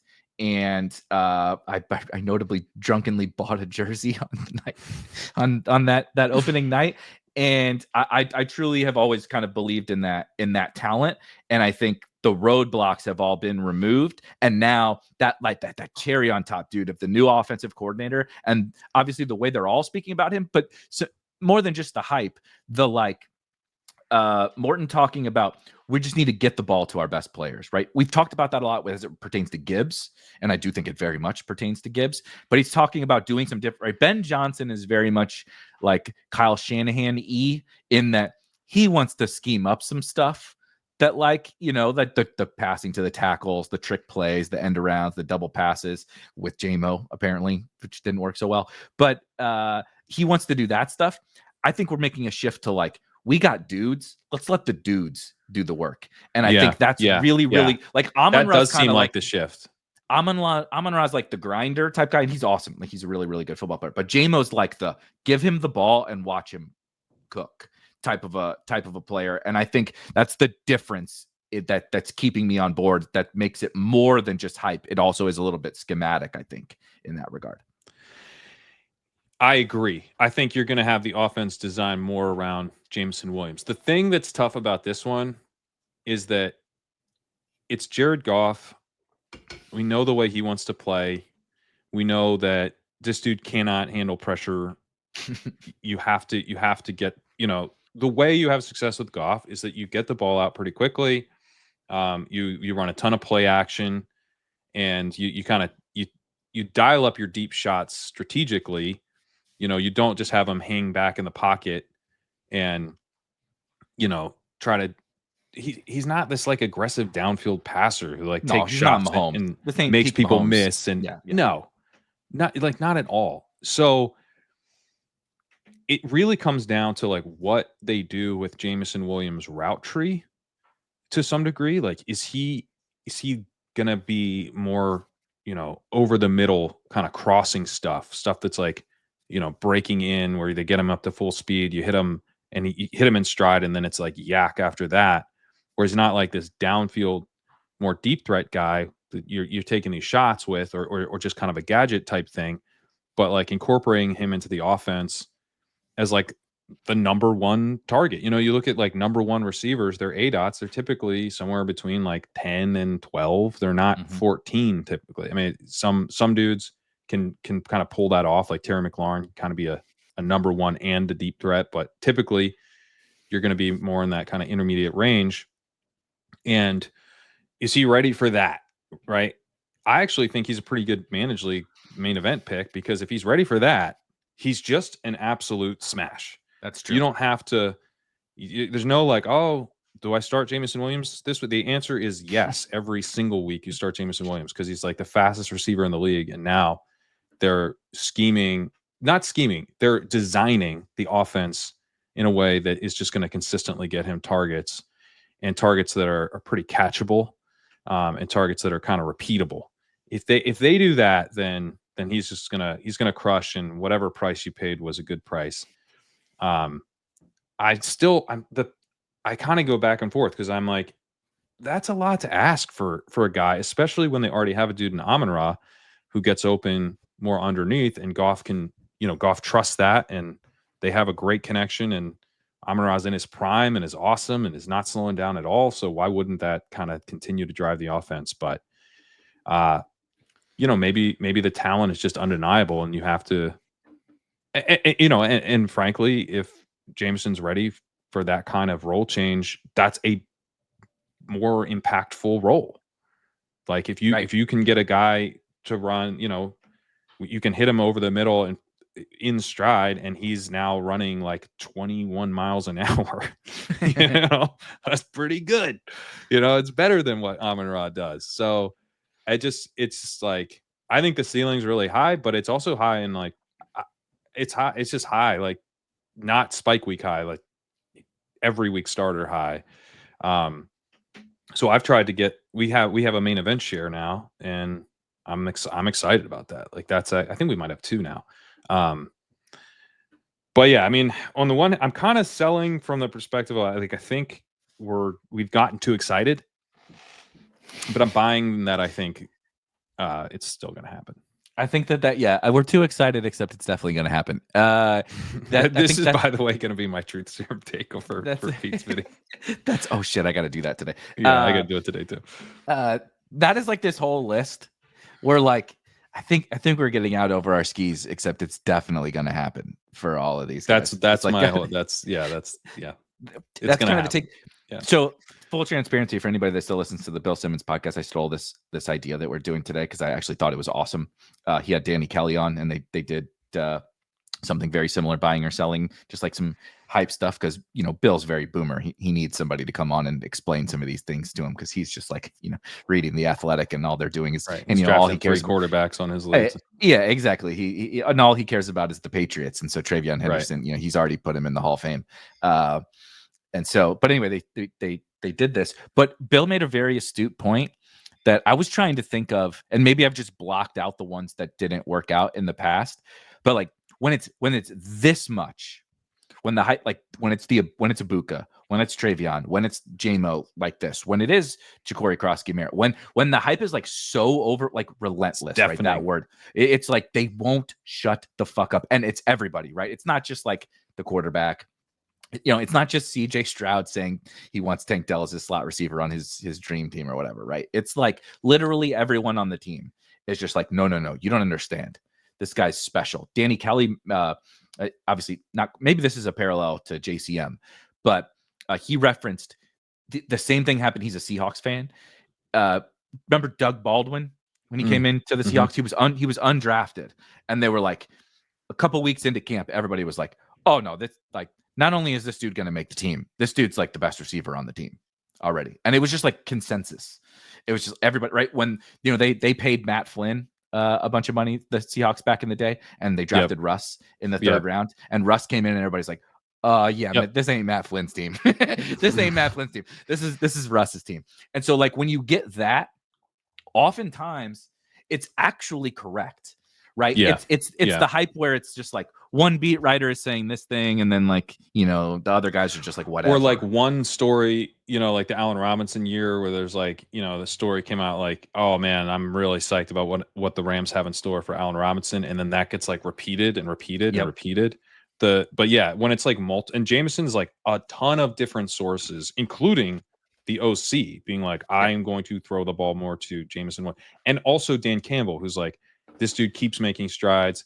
And also last year, they were like kind of doing the same thing and then delivered on it, where he had a much bigger role. And we're now getting from the team and from everyone who's seen it, like there's something happening here. Does that something disappoint our lofty expectations ultimately? It still could, because the expectations are pretty lofty. Yeah. But it doesn't. There is something happening. That has to be the case, basically. That's my general take, is like there's something happening here. When there's this much, when it's this much, it's this overwhelming, and it's from this many different sources and this many different stories. It's like it's just I think you are best actually to lean into it and kind of believe that it's like, now that you have to be very cautious about not over applying that concept of diving in, because it can be very easy to just catch any form of hype and dive into any form of hype. But I think there are certain, like kind of the guys we've talked about here today, where it does start to become so overwhelming that usually those kind of situations do tend to work out. Just the last thing on JMO, because kind of speaking of Egbuka and Olave, these fucking Ohio State guys, which of course everybody knows JMO from Alabama because that's where he finished up his career. There's some form of Ohio State shit going on here where, like, I think we might just undervalue all these guys, except for Garrett Wilson. Somehow he just stays very expensive because he always projects for such a high target share, right? So even the spreadsheet bros love Garrett Wilson. But if you just like were involved in, Ohio State just always has the best wide receivers in the country. They're just 5-star after 5-star. So like if you were involved there, we just like underrate you. Because you played with Garrett Wilson, you played with Jackson Smith-Njigba, you play like JMO played behind Wilson, Olave, and JSN, and it was so he was like, do I stay here and wait for 3 years to get on the field, or do I go to Alabama and be an All-American and be the best wide receiver? And he left. He couldn't get on the field because he was behind three guys that were taking JSN in the 3rd round. Now we've been taking Garrett Wilson in the 2nd or the 3rd round. We used to take Chris Olave in the 2nd round. That's who he was. We would take Chris Olave in the 2nd round if he had a quarterback, I think. Exactly, or at least the 3rd. He's that good. Yeah, he's that good. So like it's like there's Emeka Egbuka sat behind those guys. Sat behind JSN, Olave, Garrett Wilson, and then it's his turn to shine. Oh, guess what, buddy? You're never going to look that good because Marvin Harrison Jr. is over there on the other side. And it's like, spoiler alert, their 3rd wide receiver, Carnell Tate, this year, it's also quite good, five-star player. And then they just welcome in 18-year-old Jeremiah Smith, who could start for every NFL team at 18 years old. It's like all these guys get discounted because there's such an overwhelming amount of talent at Ohio State at the wide receiver position. TreVeyon dealt with it. Judkins and TreVeyon are both there at the same time. They're just like an endless talent at Ohio State. So we're maybe not there's guys at Ohio State. Maybe we just bump them up a little bit in the old prospect models and prospect rankings. The Ohio State boost. Yeah. I mean, I think that's a whole nother conversation, but I agree. I mean, I think the strength of the program stuff is important, but there are small school guys who break out, and one of them is generating some hype in camp right now, running basically with the ones, not exclusively, but more and more every day. And on the Athletic Pod, a Browns beat reporter, I already knew who this was the moment you said small school, said I went back and listened because Zach really just shared the quote, and of course, I gotta go get the full context. But they were talking about how desperate this team is for one of their rookies to hit, and Robert Mays threw that out, and I can't remember who the name of the beat, but he like kind of jumped in. He was like, that's Harold Fannin. It's gonna be Harold. If you're looking for a rookie from this class to hit, the answer is Harold Fannin. He's gonna play receiver for them. He's going to play fullback for them. He's going to be out there. He's going to be the reason that David Njoku moves on from this team in 3 months, or certainly 8 months. So 3 months is the trade deadline, guys. That's what he was talking about. So there's, I don't know. I mean, obviously, I still haven't recovered from hearing that. That's so great to hear. But David Njoku is a free agent after the year, and this is a team that's looking for pieces that are going to be building blocks for them going forward. This is a team in flux. They have a ton of offensive linemen that they're going to need to figure out how to bring back after the year. I would be surprised if Njoku is back. He's an impending unrestricted free agent. He'll be 30 years old. They're almost certainly not going to have their quarterback situation figured out by the end of this year. Rebuilding. They're rebuilding. Such rebuilding mode. Yeah. So, audition. It's audition season at the end of this year, and so Fannin goes in the third round, which is actually bullish, I think, for kind of where the film community was at on him. He's sort of a polarizing prospect as this, like, what do you do with this guy? Is he really a tight end? And it's like, you throw him the ball. That's what you do. But he goes third round and immediately gets talked up as kind of like the queen on the chessboard. We're going to move this guy around. I've had people say, like, oh, is he Ben Sinnott? Well, Ben Sinnott had like a 19% route participation last year. So the problem's not that he might play out of the backfield some. It's that, you got to worry he's not going to play. But he's had this camp where he's running with the ones like a lot. And they keep talking about him as, someone that they're excited about. And then beat reporters are noting as a player who's really flashing. And so the comparison is more of a Jonnu Smith if you're thinking about him out of the backfield. The comparison is also an Isaiah Likely as kind of a number 2 tight end who plays a bunch. These are the comps I think that actually make sense. And maybe it's Jonnu Smith on the Falcons instead of Jonnu Smith on the Titans, or certainly not the Dolphins. I'm not saying he's going to be last year's Jonnu Smith, but also not the Patriots Jonnu either. But not the Patriots either. Yeah, it's more that Falcons year where he's kind of coming in and delivering plays and is a big yak guy, which is very much what Fannin is. He was a huge yak player. He was second more yak last year than the nation. Burden had yards. He was second in the nation in yak amongst all wide receivers and tight ends. Like, include wide receivers. He had 750 yards after the catch. It's wild. It's wild. So, everything has been moving in like such a positive direction for Fannin, but yet people are just having a really hard time getting excited. I was on ship chasing last night, couldn't get in tight end premium, couldn't get anyone on board with taking him. We took Jalen Coker instead, who's also pretty exciting at this point. I like Coker, but in a tight end premium league, their ceilings are, I don't think, comparable. Maybe Coker ends up hitting and Fannin doesn't, fine. But I don't know. It's interesting. It's one where it's kind of this steady drumbeat that I'm certainly hearing. But, maybe it's like it's a little too high pitched for the boomer crowd. You lose that note. You can't hear that note anymore. Wake up, boomers. There's a note being played here for Harold Fannin. The Fannin dog whistle. The Fannin dog whistle is being it's being blown. So yeah, I don't know. People are sleeping on this, and he's not going to be this absolute week in, week out starter kind of smash. This isn't like a Jake Ferguson level tight end hit from the final rounds, but I think he's going to add points to best ball rosters and is worth taking on underdog now. Like I'm taking him very consistently in the 17th and 18th round. I'm taking him on 2 tight end builds with elites, Bowers Fannin, McBride Fannin, happy to do that. Taking him on 3 tight end builds with, like give me an Ertz and a Henry, and then I'll tack on Fannin, Kincaid, and a Strange. I'll tack on Fannin, something like that. And obviously on DraftKings, he's a smash. He's a perfect way to use one of those final 2 picks.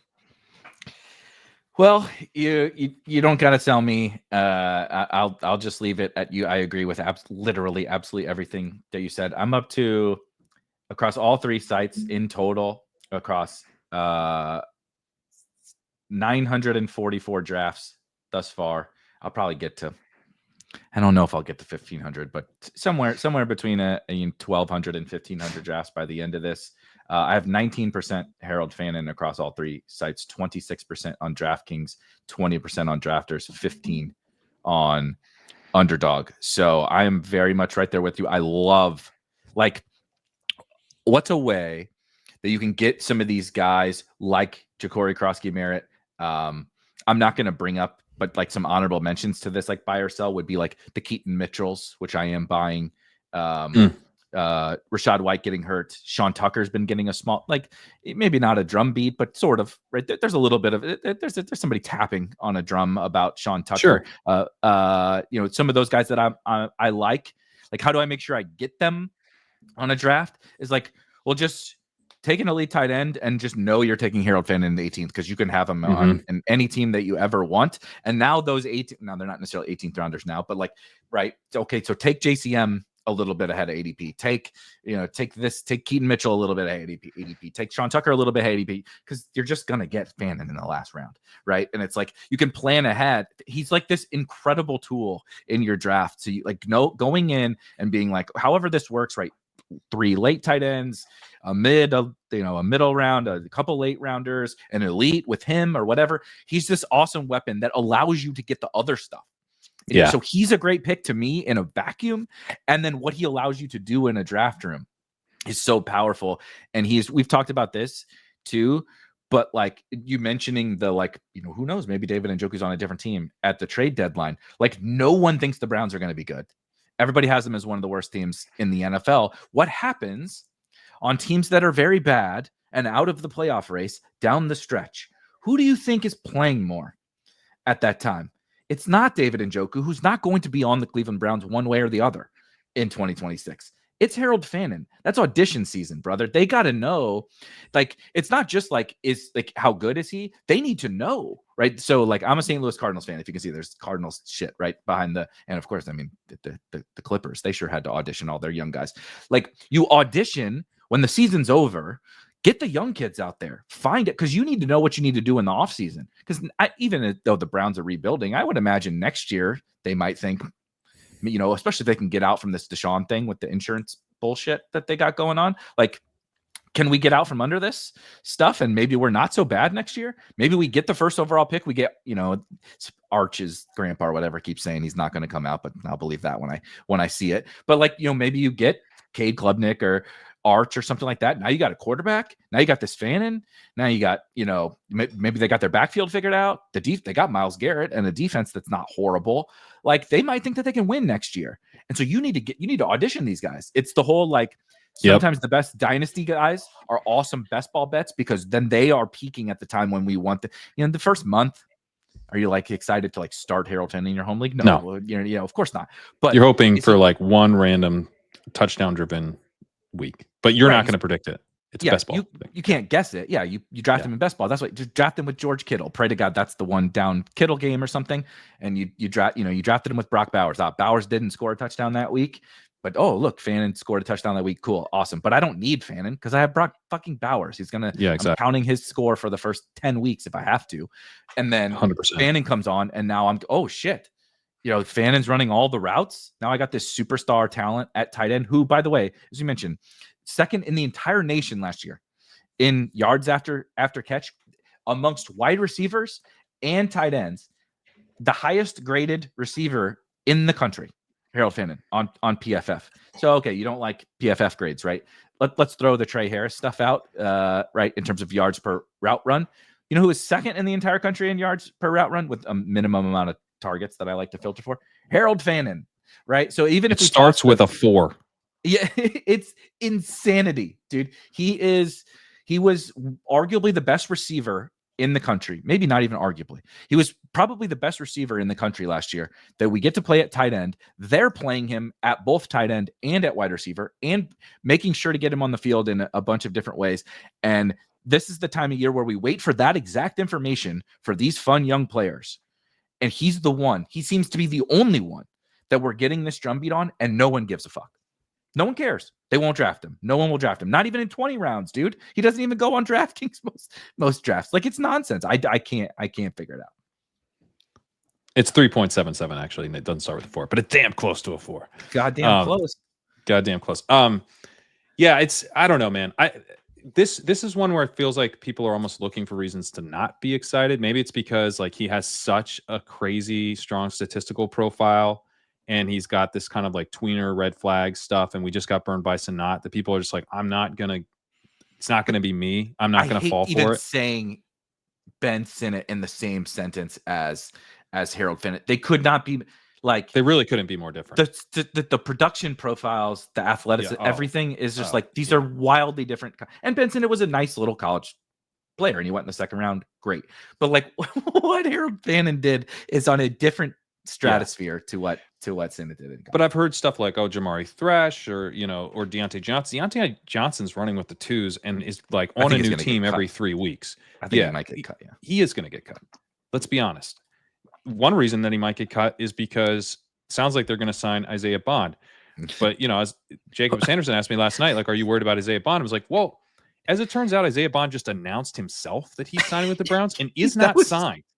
So no. Because he's not on the team.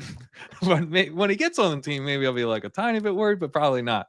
Because he went undrafted, was a super kind of boom bust prospect, also like a speed receiver type. I don't think he matters. He's more of like a Cedric Tillman worry than he would be to a fan. So, like, I don't know. Can we just like allow ourselves to dream a little bit on one of the best tight end profiles that we've gotten? It's Bowling Green. Maybe it doesn't translate, but it sounds like it's translating. He's doing it at camp right now. He's running with the ones. It's happening. Like, why do we have to ignore that? So he's still available, completely free in leagues. He should be someone that's rocketing up. If you're thinking about taking Elijah Arroyo, take Harold Fannin. Seriously. Like, what are we doing? I saw Arroyo went last night at he was like in the 14th or 15th round of this main event. And, I couldn't even, like, 16, 17. Can we take Harold Fannin? No, we can't take Harold Fannin. We cannot.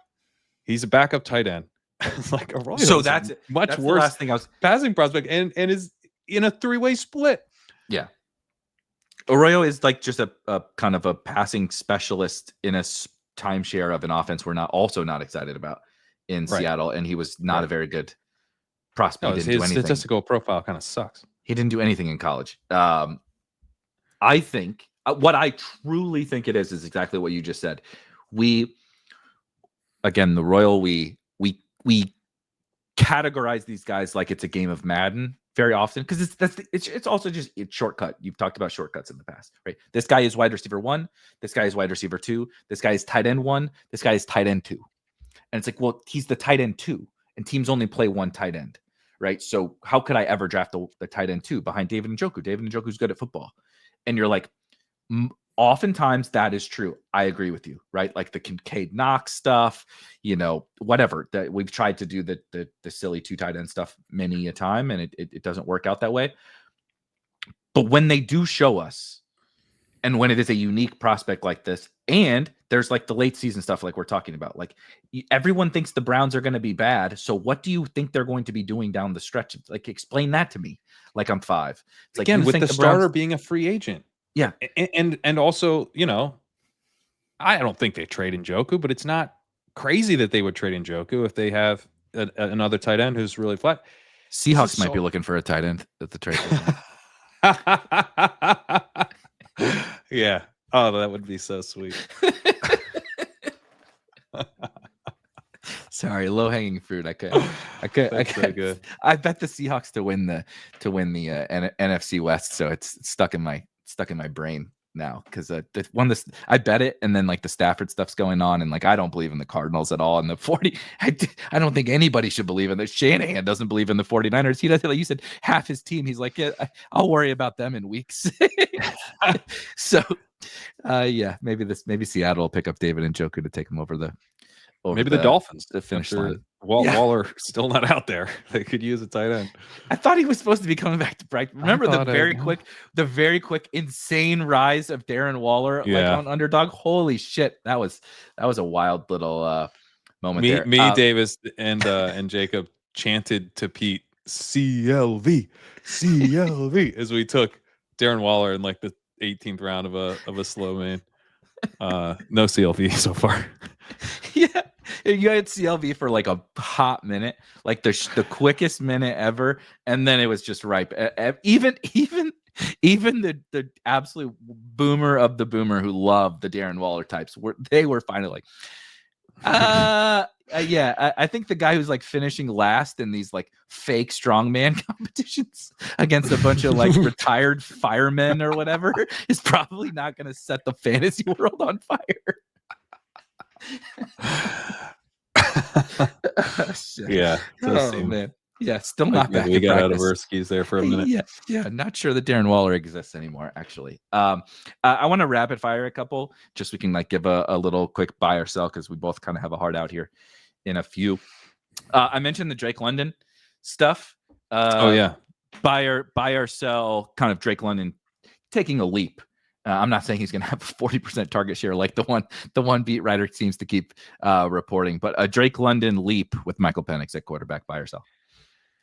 I'll sell the hype, because what I think the hype is being driven by, like, oh man, Drake London is gonna have this huge target share. Like that's so sick. I'm really glad that they've realized they need to throw the ball to Drake London a bunch. It's like they knew that. He had a 25% first read target rate last year, which I believe led the league.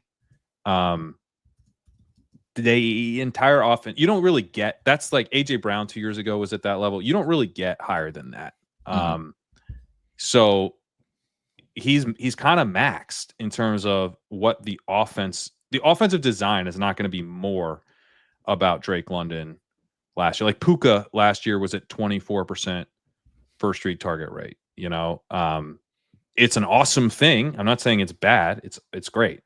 But the idea that like London will, he led the league in first read target rate last year. That you don't really, there's no room to increase. He runs all the routes. He gets targeted at a really high rate, in part because the offense is designed to go through him. That is not new information in any way. And also Darnell Mooney's not out there. So who else are they going to throw to? They're trying to hype Kyle Pitts, not falling for it. I've that taken lasted about as long as the Waller hype did, by the way. Yeah. They went golfing one time and we heard about it, and we haven't heard shit since. Right. And now they're throwing. Now it's 42% of the targets to. Look, I have 3% Pitts. I'm not. It's not. I won't ever not. I'm about the same. Yeah, you can mix him in, but like, it's just we're not learning anything with that. Of course, they're throwing to London all the time. That's what they do. But they're talking about wanting to like run the ball and like that being a big part of what they do. He will break out if Michael Penix breaks out. He will break out if Michael Penix has a ton of passing volume. That's how he breaks out. Target share stuff for London, completely selling. We're gonna get a high target share for him, but we already know that. It's why he goes where he does. Totally agree. Nailed it. Selling the hype, buying that there is a ceiling this year because of, but of course, it's entirely tied to the hype. If Michael Penix is right, last year we drafted Drake London just a little bit higher than this, close enough, but more like 12th overall, 12th or 13th. Right, he was at the 1-2, the old Drake London Marvin Harrison double tap at the that will go down in infamy of 2024. He went there because we knew what you just said, which we still know, what his target share is going to be, how big of a part of the offense he's going to be, and that he's a good football player. But he went from Desmond Ridder and Marcus Mariota to Kirk Cousins, and we thought, okay, this is it, right? Kirk Cousins is going to unlock finally this good player. Well, it turns out Kirk Cousins wasn't any better really than Desmond Ridder and co. So now it's the same thesis, right? So it's tied to Michael Penix. It's not tied to this hype machine that is going on with Drake London. Though I like Drake London, it's because of Michael Penix and what ceiling he can provide. Exactly. Yeah. And we're actually not hearing like that much hype out of camp about Michael Penix. I mean, it's not that he's been bad, but like he's been up and down. Yeah, that's what I would be like really excited about. So yeah, I think I do like them from a stacking perspective in best ball, just because I know exactly what to do. Sometimes that's awfully nice to just be like, I know when I want the Falcons, I know exactly who to go get. Penix is cheap, which really helps. Like we're talking about Fannin as a last to like, if you have London or something, you're like, okay, well, I got Penix in my back pocket at pick 140. It's nice to know that at quarterback. So, if the window doesn't go your way, or same thing, you want to draft an elite, you want to take Jalen Hurts or something like that, like having Penix in your back pocket is pretty nice. Yeah, I'm looking for any wide receiver. It looks like DeAndre Hopkins back in 2017 when he just got absolutely fed by the Texans, got up to 28%. Yeah, Houston target rate. Watson and stuff. Houston, and then and then Tyreek Hill in his first year with the Dolphins was at 26%. Those are the only guys I have above 25% first week target rate going back to 2017 at wide receiver, who played like more than 4 games. So it's just we already know. I don't want to double count. I don't want to double count that Drake London is as locked in a number 1 as there is in the league. Like, yeah, no shit. Right. All right. Buy or sell. We've talked about this guy a few different times, but it is one of my favorites. The just gushing reviews from members of the Raiders organization and most recently their general manager about Dante Thornton. Buy or sell this that they sure love Dante Thornton.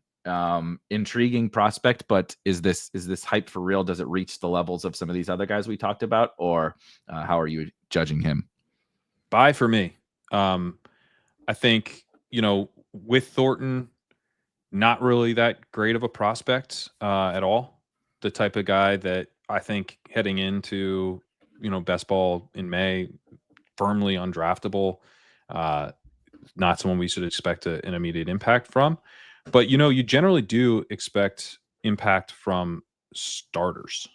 And he's been a starter basically since OTAs. Like, I was probably a little bit slow to get on board, to get up to speed with like how locked in he was as a starter. But you want to talk about yards per route run. He had 3.72 yards per route run last year, only on 178 routes. But he was at 2.80 for his career on 509 routes, 4-year career, 2 years at Oregon, 2 years at Tennessee. Never played a ton, but this big dude, 6'5", 214, immediately comes in big and fast. Yeah, comes in as their starting X receiver. And they're talking about doing stuff where they have Thornton and Trey Tucker and then Mayer and Bowers, and like the kind of the problems that creates. You could also obviously have 11 personnel, but it's Jacoby Myers, and he's like earning targets in the same way kind of that Mayer would, out of the slot underneath. That's hilarious, by the way. It's kind of the same, right? Jacoby Myers and Michael Mayer are replaceable, and one guy gets pick 70. Yeah, it is silly. I haven't been as high on Myers since I've heard that stuff. Where they're like, yeah, this set really like unlocks some intermediate targets to Michael Mayer instead of Jacoby. But I think if you're designing an offense that's going to be based around Brock Bowers, getting a guy like Thornton out there on the field makes a lot of sense. And he's just been the starting X like all summer.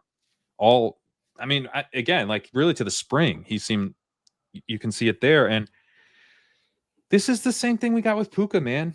I'm not saying he's me Puka, but it's the same thing. Like it's like, hey, remember this guy, this dude you really didn't think was anything, day 3 guy. Well, the team likes him a lot, and he's going to start from day 1. And we're normally going to get what we normally get is Michael Wilson, because that's what happened with Wilson, right? And I think he was a 3rd-round pick, but not a guy we liked.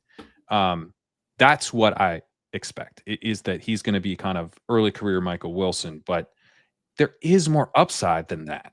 And so if I'm taking him in the 160s and I'm like, yeah, most of the time I'm just getting kind of, it's the De'Ami Brown outcome, Mm-hmm. And it's the same. It's like the range is exactly the same as De'Ami Brown's, except like just at the very over all the way. It's very De'Ami Brownie. Yes. Yeah. It really is. All the way to the right, the range is way better. So, that tail just extends that little extra bit. I'm into that. Little extra part of the tail. I think he's probably nothing other than, a totally fine 18th round pick. Probably a good 18th round pick, I should say, because he's a starting wide receiver with speed, who's going to earn deep targets, from time to time at the very least. But yeah, like it's like I'm getting Alec Pierce, but also a much better, offensive setup or quarterback setup. Mm-hmm. And I don't actually know that he isn't more than Alec Pierce. So yeah, he's risen, and it's a little uncomfortable. Sometimes it was uncomfortable for me to take him where he goes at first, but now I'm pretty comfortable, man. I'm happy to get him. Wandale is someone I take in that same range, and it's more about like, do I have a Chris Godwin? Do I have a Rice? Right.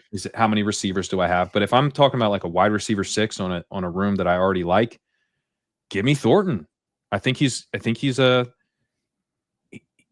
we're not paying for the upside is not all that likely to hit, but you don't have to pay for it. And he's a receiver who got taken 108. So, early day 3 guy, did flash efficiency, is really fast, is really big, gets a starting role out of the gate on a team that took a receiver in the 2nd round.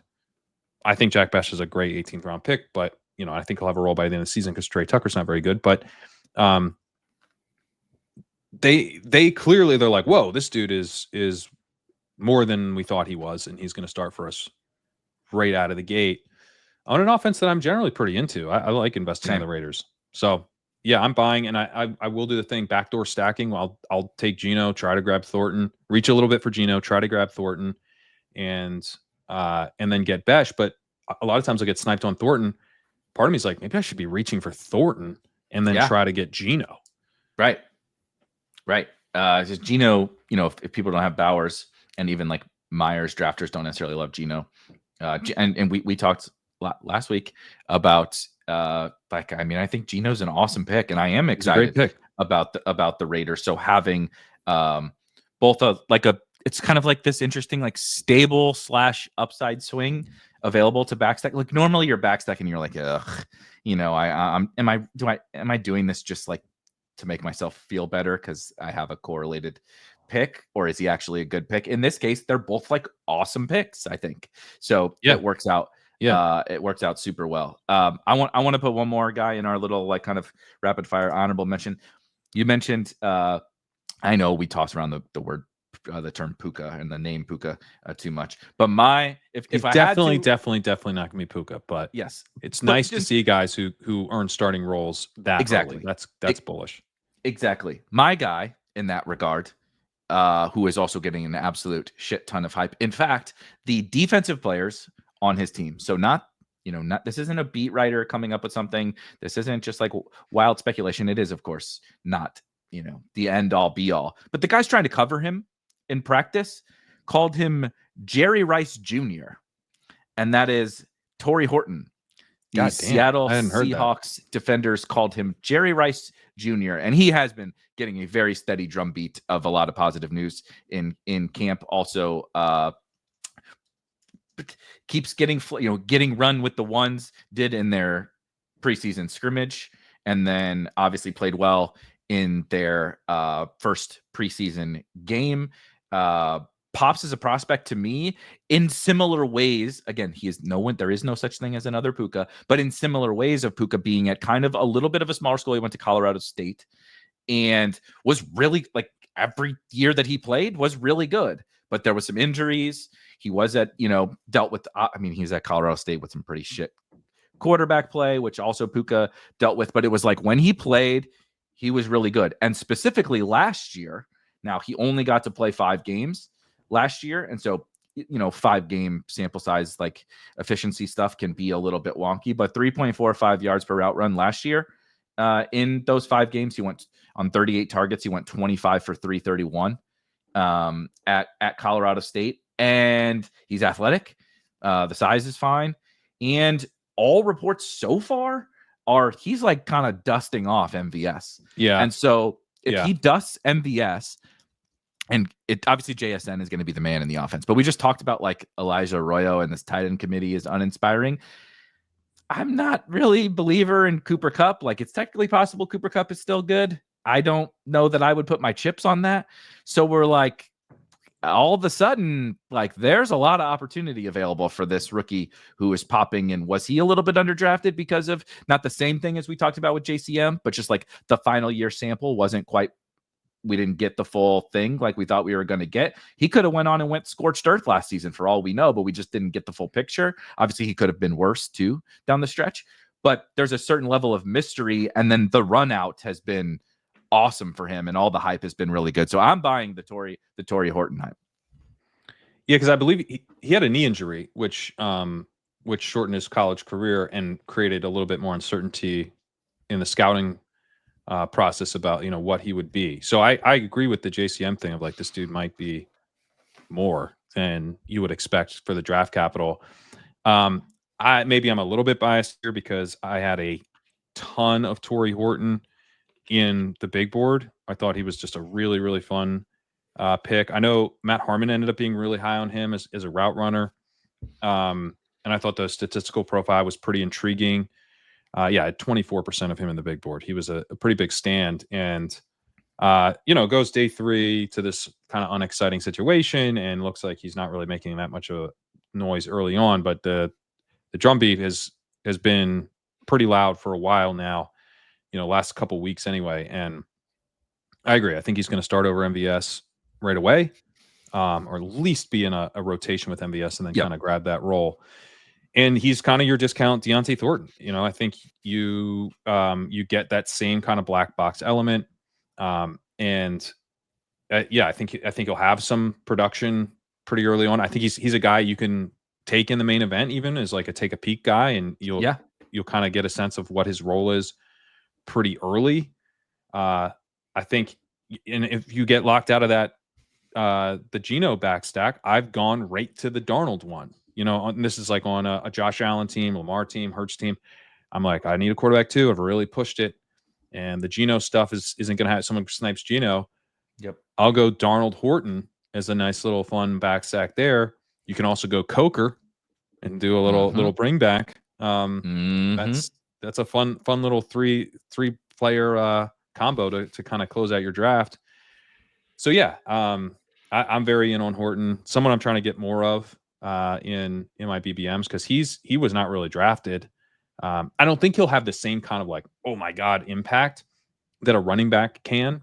Correct. But still, you get a spike week from him in week 15 or 16, and you're the only guy in the pod with him. That sounds fun. And he could be a starter all season. So it's not like you're not just like hoping for some random variance one week. Like, he could be an important part of their offense all year. And who knows what Kupp has left. Kupp could be completely dust by the end of the year. Could be kind of him in a 2-man, clear cut second target to JSN down the stretch if Kupp kind of continues his decline, which, given that the Rams had no interest in bringing him back, maybe he does. They brought in another clearly aging and declining player to replace the other aging and declining player who had been with them for many a year. Like, no one knew Cooper Kupp better than the Rams, right. And Sean McVay was like, "Give me Devontae, please, God, give me Devontae." Not a great sign.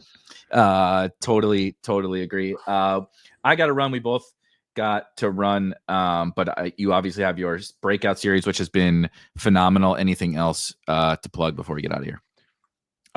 Still rolling those articles out. Had another one today. I'm gonna have, I think I've got like 5 more of those that are gonna be rolling out. They've been a lot of fun. Legendary running back article will be out at the end of next week, and that'll be free. So please check that out. It's the flagship article for the site. I travel to the future and see with my own eyes which running backs have legendary seasons that win us leagues, change the narrative around an entire season. So that'll be fun to dive into. Looking forward to getting that out to the people. If you want to check out the Sidekick, that's at legendaryupside.com/sidekick. They just launched a big eliminator over on Underdog. That's a fun tournament I might jump into. A small field eliminator, right? That's something that I think the side could be helpful for as well. So yeah, if you do sign up for the Sidekick, we have $20 DraftKings bonus tickets available for their flagship contest. Check that out at legendaryupside.com/perks. And yeah, a lot of content rolling out on the site. And of course, if you are a Legendary Upside subscriber, you can come over to Spike Week and get 40% off. I think I mentioned the last couple of weeks that we reduced our annual price down to just $200. So it's $40 a month. Obviously, we understand that some people don't do stuff year round with best ball, and maybe you're not into DFS and sports betting, which we're going to be covering this year. So your annual subscription, 365 days, right? Some people have asked, which I didn't really realize was a thing, but some people have asked, like, is it just, annual ours is for too, NFL? by the way. Yeah. It's like annual means 365 days. I understand, some other people are trying to con you out of your money, but I promise we're giving you 365 days worth of coverage. And we're going to be doing a lot more DFS, in-season betting, battle royale stuff. So get 40% off if you are a Legendary Upside subscriber. But that'll do it for Pat and myself. Everybody enjoy the rest of your weekend if you're listening to this on Saturday or Sunday. And we will catch you guys next week, a couple weeks away, and we'll finally be ready for some real football. But plenty of drafts left to do, and hopefully these guys that we talked about here today can help you make some decisions on all the guys that you keep hearing endless amounts of hype on. But we'll catch you next week. Cheers.